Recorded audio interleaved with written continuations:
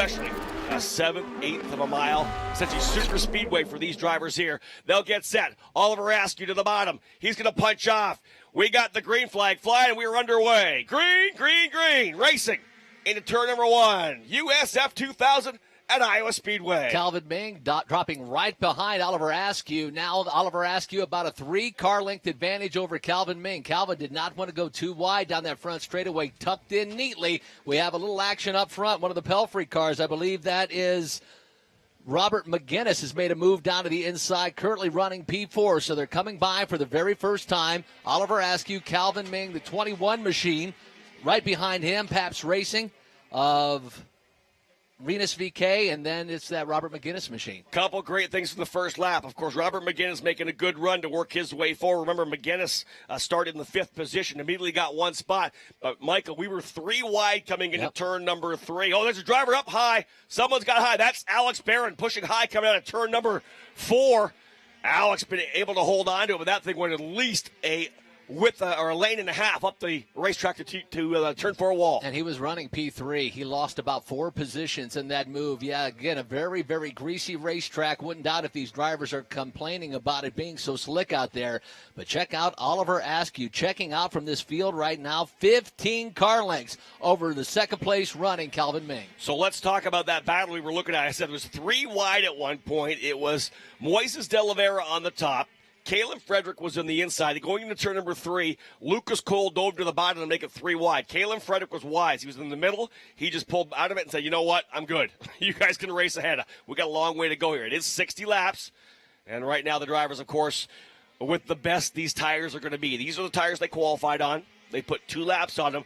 These are the best these tires are going to be for the rest of the race. They're going to start to degrade throughout the event. That's when these young drivers need to stay calm, stay focused, and use the tools within the car to try to keep that grip level up as most they possibly can. And you have to remember, they do have those tools to use. It just depends on how good the setup. Boy, if you're too far off, you may not have any adjustment at all in this car. But I think a lot of these drivers, especially getting done with that qualification session, at least felt comfortable enough with this race setup. They raced in practice in similar conditions a little bit later in the afternoon yesterday.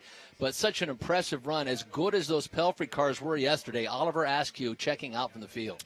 Well, they obviously made the right changes. We're right.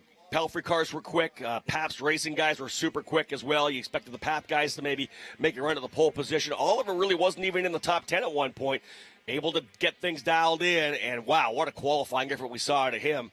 Very impressive. And really put 2 good laps together because the number of drivers right behind him, Calvin Ming, had a great second lap, not the great first lap. He was able to put the 2 together to grab that pole. And Renus VK currently running 3rd after a great weekend a couple of weekends back at Road America. Good run for him. Pabst Racing vying very well thus far. Again, very early in this race. We're on lap number 7, but an impressive run for that young man, keeping it clean and following his teammate about 6-7 car lengths, I would say, behind him. Yeah, I'm keeping an eye on the number 4 of Alex Barron, the 6th position as well. He's starting to roll up here a little bit on the 82 of Isla Agron. In the Plastics Express entry, you could see he's right there, kind of sizing her up a little bit, about 3 car lengths back. And this is their opportunity as well, Michael, to see how these cars with less downforce than last year's version of the car, how they're going to handle the draft here at Iowa Speedway. It'll be interesting to see if Kalen Frederick can make any move. He is running P8 right now. He was quickish yesterday as we got a nice pass there. Looks like Alex Barron looking to the outside of Ala Agron. Yep. Right there with him. Unable to make that pass, yes, indeed. But Kalen Frederick, the very end of our practice session yesterday, tagged the wall a little bit.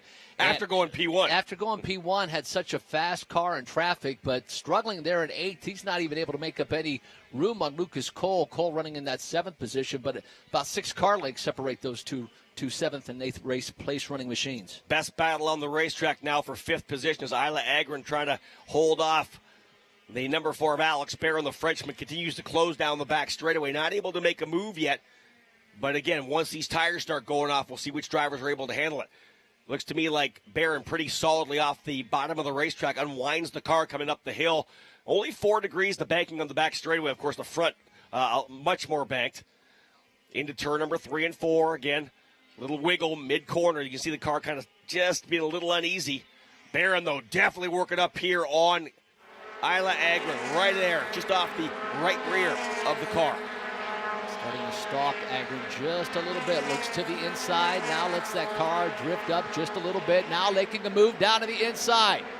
Barron down low against Isla Agron. That is a battle for 7th position into turn number 3. Agron wiggles just a little bit at the exit of number 4.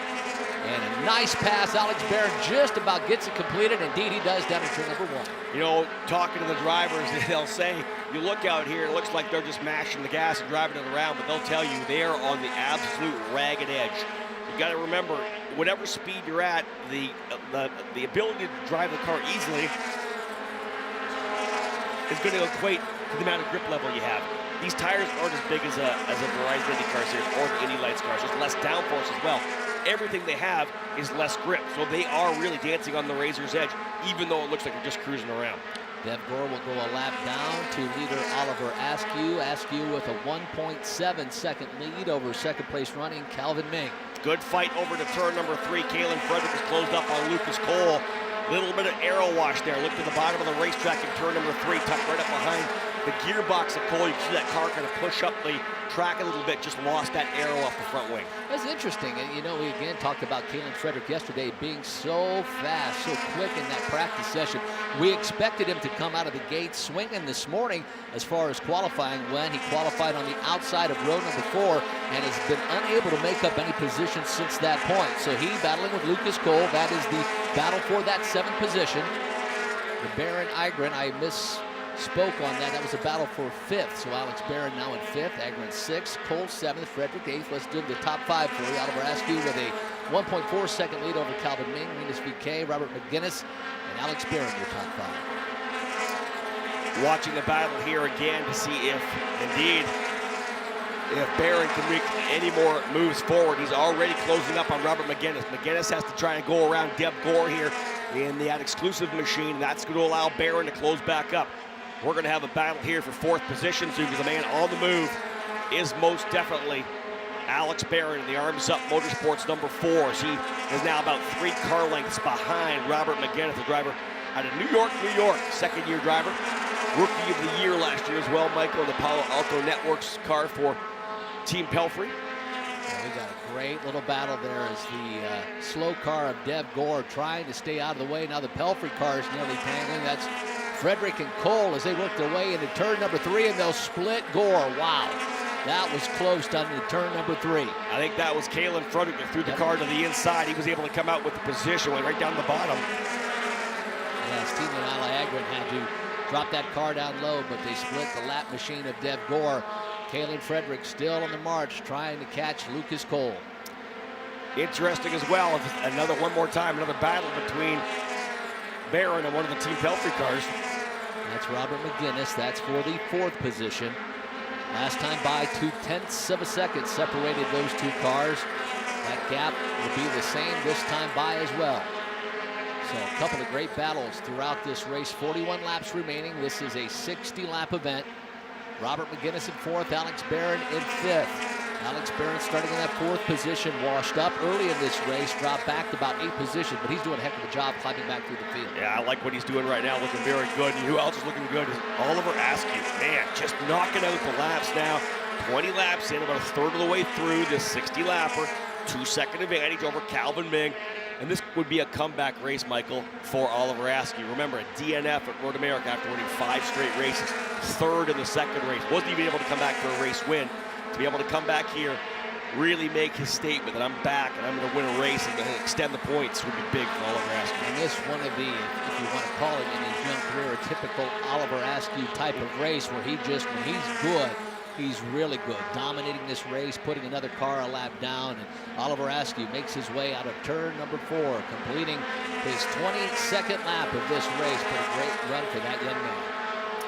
Still watching this battle for that 4th position between the yellow number 80 of Robert McGinnis and the silver number 4 of Alex Barron. Barron's got a pretty good car now, still a couple lengths back. He's done this before to one of the Pelfrey cars, was able to stalk Isla Agron and finally make the pass. Drivers working their way through lap traffic here as well, so good job so far for the 22 of Ming and the 21 of Renus VK. Now, all the drivers doing a really good job. We've got a couple of lap cars. Dev Gore, Parker Thompson, Corey Enders in the back of the field as well. And the Pabst car is trying to make up some ground. But as you said, Oliver Askew, a 2.3-second advantage the last time by. And he can put her on cruise control for quite some time. He's got another car coming up. He'll be lapping, but that'll be about another 5 or 6 laps or so. Other than that, clean track in front of our leader, Oliver Askew, able to gap another 10th of a second that time by over Ming. Askew, 2.8 seconds over second place Calvin Ming. And again, we have to remember, this is when these drivers now start to have to think about the tires starting to go away. They're going to be really sensitive to what the car's doing, using their tools to try to keep the grip levels up where they want. They're going to have to start getting off the throttle a little bit if the car starts twitching on them a little bit here. You're not going to be able to run the laps you did in qualifying for the first 5 laps of the race. I start keeping my eye now. Oliver Askew in second place, Calvin Ming, his teammate Rinus VK running in that 3rd position. They all have clean track in front of them. No lap cars. Matter of fact, Oliver Askew may get a car in about another 3 laps or so, but we'll see if Ming and VK can make up any ground. Then Gore will go another lap down here in a couple circuits or so. That time by a 3.2-second lead last time for Askew, now 3.5. Man, does he have a car today. Oliver Askew dominating here at the Iowa Speedway. Yeah, look at the speeds too, Michael. 130.704 miles per hour, over a full mile an hour quicker than both Ming and Rinus VK. That thing is rolling solidly for him now. And, hey, we know that when Oliver gets up front, and again, you call it a trademark Oliver Askew when he's only run, 79 races this year. It's his first year in the series. But what we've seen out of him is when he gets a bit in his teeth, he's able to make the move and be able to pull away. Excellent battle, though, here. Here comes Alex Barron to the inside of turn number 1. He holds the inside of McGinnis all the way down the back straightaway, Michael. Good side-by-side racing. They're side-by-side into turn number 3. A slight advantage for Alex Barron, trying to make the pass at turn number 4. They'll drag race down the front straightaway. Give it to Alex Barron by a nose, but not very much. Unable to make that pass back into turn number 1. It's the battle with Alex Barron and Robert McGinnis for 4th. McGinnis doesn't want to give it up. Rolls the outside of the racetrack, but that's the long way around in these USF 2000 cars.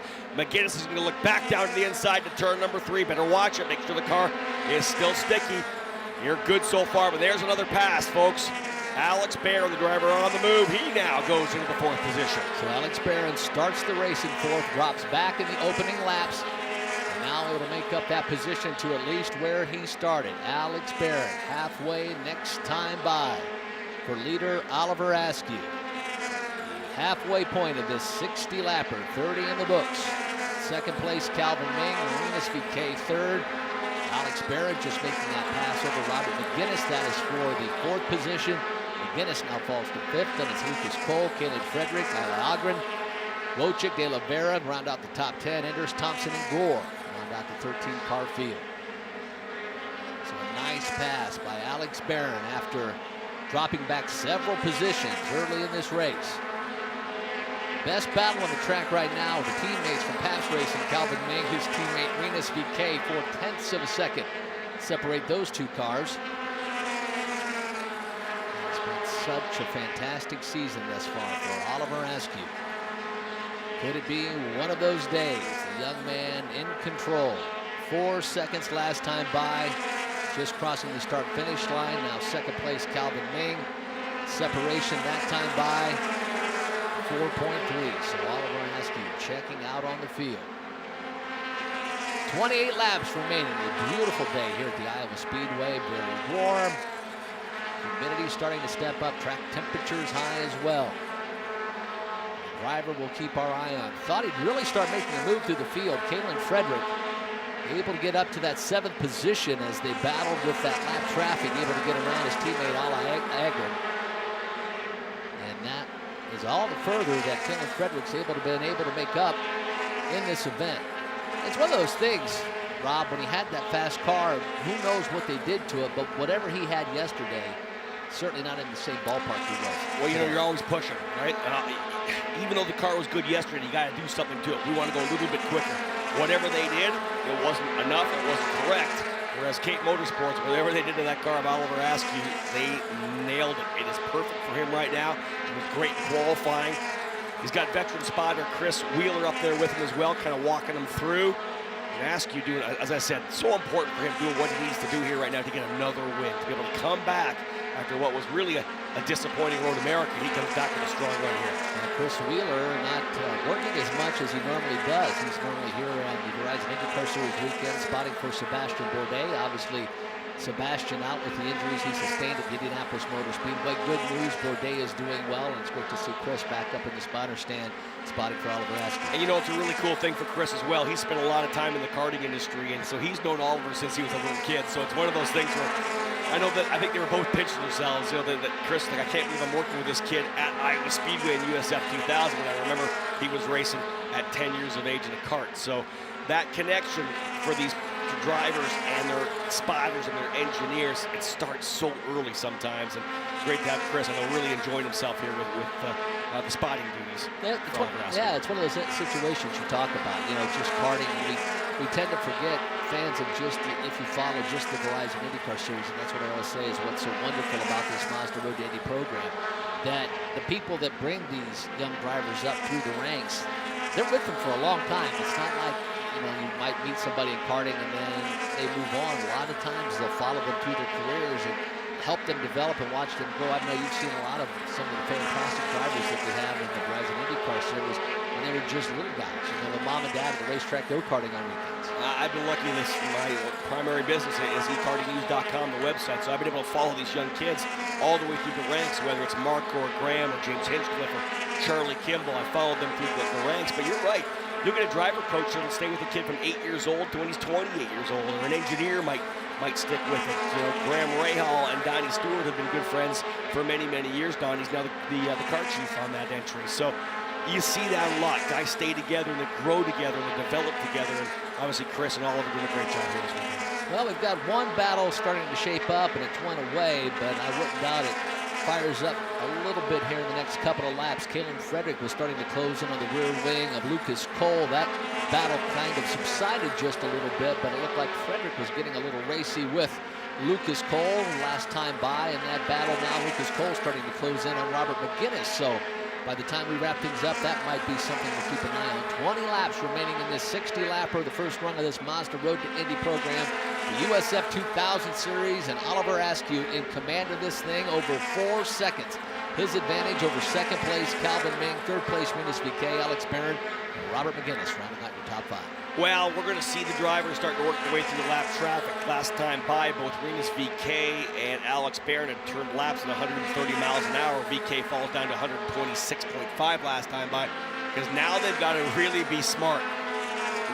When you come up to a lap car, and it's the first third of the race, and those tires are good, yeah, I'll roll the top side. I'm throttled down. We're good here. I'm going around. I'm putting this guy a lap down. When you're talking about lap 42, lap 43, now it's, well, you know what? The car may not be perfect up top. You almost want to get a chance to be able to go to the bottom if that driver makes any kind of mistake. Right now, you're going to be so ginger with the throttle and the steering input. You don't want to make a mistake here trying to work your way around that lap car. This is one of the points of the race, too. In other series, they may be screaming, hey, I need new tires. Let's come in and get new tires. Pit stop. That's not the case in this series. You've got to manage these Cooper tires throughout the entire 60-lapper. That's a great part of it. I think these drivers, another skill set that they have to really acquire. You can't go out there attack, and expect to be good at the end of one of these races. Tire management. We talked about it last year with Zach Veach when we watched him in the Indy Lights program. Pushed really hard, didn't qualify as well. Pushed to get himself into the lead. Car kind of faded near the very end of the session, and the race route that allowed Felix Sorales to get by. We do have a pretty good battle on the racetrack right now. Devin Wojcik is trying to go after Ila Agron. Ooh, there's a couple drivers working around the number 92 of Dev Gore. That's actually that battle second place for second. Rinus VeeKay is going to go to the bottom. Ming to the outside. They split Dev Gore here at start-finish. And I think that Ming got a little high coming out of 4. Rinus got a better run down the hill. He was able to take second position. So first and second in points. Now first and second on the racetrack as VeeKay goes by his teammate. It was a very great, just an interesting pass. I think Calvin Ming was caught a little bit off guard by the lap car of Dev Gore. He went high and just kept washing up, and Rinus VeeKay rightly dove down to the bottom, was able to carry that speed, and he is checked out. How about 3 wide further back as well, as we got a great battle here between McGinnis, Cole, and Frederick. Frederick to the bottom of the racetrack on turn number 2. He's looking to take that 6th place from Lucas Cole. They were going around Parker Thompson, I believe. And look at this battle. Frederick to the bottom, but Cole going to roll the outside still. So Kalen Frederick, super quick yesterday, did not qualify well today. Qualified in that 8th position, trying to get around the machine of Lucas Cole. Side by side into turn number 2. It's Frederick down low, Cole high. They'll go side by side all the way down the back straightaway. Cole with about a nose length advantage now over Caleb Frederick. Caleb Frederick now gets the advantage on the inside as he exits turn number 4, again side by side, coming down the front straightaway as they nearly touch. Oh, they jinked left, jinked right, almost contact here right at start finish, Michael. You called it. Frederick, though, holding the bottom of the racetrack. Cole kind of pinching him down, not letting him get that exit speed. Again, side by side down the back straightaway with 12 laps to go. So Lucas Cole, 6th place. Kalen Frederick, 7th. That is the battle. Exiting turn number 4 right now. Again, Lucas Cole remains in the high side. Kalen Frederick down low. Frederick trying to make up one position here to get to that 7th place. Looks like he'll make the pass. Indeed, he does, although Lucas Cole not giving up very easily. Will now tuck in behind the machine of Kalen Frederick. That was a great battle, about 3-4 laps around this place. Side by side for 4 laps around this racetrack here at Iowa Speedway, and Lucas Cole isn't done yet. Tucks right up behind the gearbox. He's going to look to the bottom as they come across the stripe, Michael. Lucas Cole in the Belco Trading, number 23. He goes to the bottom of the racetrack. Oh, little wiggle on the entry. This time it's Frederick on the outside. We're going right back at it. Lucas Cole not giving up, buoyed by the confidence he got from that podium finish at Road America. He's to the bottom of the racetrack in 3. You would think that Robert McGinnis, the teammate to Kalen Frederick, would check out. That not the case, nearly touching again as they cross the start-finish line. It is Kalen Frederick on the outside, Lucas Cole down low for the 7th position. Now Frederick gets the advantage at the exit of 2. Lucas Cole battling back on the inside, nearly touching again midway down the back straightway. And now it is the Kalen Frederick machine checking out 2 car lengths over Lucas Cole. Another great battle for 7th position. And we got to add the comment, Michael. This is on 52-lap old tires. These guys are rolling it with not the grip levels they had at the start of the race. That was a fantastic battle. Both of those drivers showing respect, giving each other room. A little bit of jinking here at start and finish, but nonetheless, that was a great run. But Frederick now moves into that 6th position. I think Lucas Cole just wore his Cooper tires out, and Kalen Frederick still has a little something left, starting to close in on his teammate Robert McGinnis. We have 7 laps to go, about a 6-car length advantage for Robert McGinnis in 5th, but his teammate Kalen Frederick finding some speed the late portion of this race here in the USF 2000 Series. Arenas VK running in the 2nd position, trying to find a way by Moises De Oliveira in the number 12. That he'll go to the bottom, coming into turn number 1. De Oliveira will let him go, roll the outside, and tucks up underneath. In fact, has to get way out of the throttle. Good job for De Oliveira staying out of the way. And I'm going to give props to the guys from DE Force Racing and Exclusive Autosport. First year, 0 data when it comes to running on an oval. They've done a great job. All their drivers still running. Currently 10th, 11th, 12th, and 13th. Not the results they were wanting, but good experience for the team. Good experience for the drivers. We'll keep our eye on this Pelfrey battle for 5th place. Robert McGinnis, Kalen Frederick. As this time by, we'll have 5 remaining in this Mazda Iowa 60. Robert McGinnis with a 0.3 of a second advantage over his teammate Kalen Frederick. Great battle down into turn number 1. Wojcik and Isla Agron side by side out of turn number 2. Wojcik trying to get the advantage on Agron. So a couple of great battles in the closing stages of this Mazda Iowa 60. Tremendous run. Wojcik had fallen back quite a bit. I kind of stopped calling it because he had fallen back probably 6 or 7 lengths. He tries to close up again, but again, had that low line coming into 3. You can't pitch the car. You got to get off the throttle, especially with the tires the way they are now. He's lost about another 4 or 5 car lengths. So Wojcik trying to rebound again to go after the 8th position. And Isla Agron, we're not done here, though, with the 2 Team Pelfrey drivers for the final position in the top 5. McGinnis in the 80, Frederick in the 81, separated by maybe 4 car lengths as they work their way down the back chute. 3 laps to go. It's Oliver Askew in command, 3.7 second advantage over Arenas VK, who passed his teammate Calvin Ming with about 20 to go. Alex Barron 4th, Robert McGinnis is 5th. Battle with his teammate Kalen Frederick as again 3 laps, now 2 remaining in this Mazda Iowa 60. What a great day this has been for Oliver Askew. Just truly one of those and again, in his young career, we call this an Oliver Askew type of day. Once he gets command, He checks out. Great run for that. Hey, you can't say enough about this young man. Coming into this series with a scholarship, and you expect to do good. He's just so dominant. 1 to go. Here they go, the battle on the last lap as well for 5th position. Frederick to the bottom of the racetrack. He's trying to find a way by McGinnis. Can't quite do it. Checker flag and a fly across the line. His first oval win, ladies and gentlemen. Victorious at Iowa Speedway, Oliver Askew in the number 3 for Cape Motorsports. Reedus VK crosses the line in that 2nd position. There's that battle for that 5th and 6th spots. It's Ming in 3rd, Bear in 4th, but McGinnis just outruns his young 15-year-old teammate Frederick for 5th. Frederick took a look on the outside and really tried to make the move at the end. Great run for Kalen Frederick at the end. Lucas Cole, Isla Agrid, Wojcik, De La Vera, your top 10 enders. Thompson, Gore round out the 13th car field. Congratulations, Oliver Askew, the winner of the Mazda Iowa 60 here at Iowa Speedway. Oliver Askew, your 6th win of the season, first pole position at an oval, and first race win at an oval. How do you feel? Incredible. To bounce back from Road America, we had a rough weekend there. To bounce back from that is fantastic. And we struggled at the beginning of this week too, so just can't say enough about the Cape Motorsports guys for making the right choices and setup changes to the car. So the car was absolutely fantastic today. So. Did you face any challenges through that race? Lap traffic, you had Calvin and Renus behind you. Did that sort of affect the way you played the race out? Yeah, so I built the gap in the beginning and then just kind of tried to save my tires. And then the lap cars were a little bit difficult, but they were getting out of the way, so it was just fine. Yeah. Sure, the Mazda and Cooper Tires engines held up quite well. Yeah, of course. Can't thank Mazda enough for giving me the opportunity to be here. And then my Cooper tires held up well. I think my fastest lap was maybe towards the end, so my tires held up the whole race. And yeah, everyone here to support me.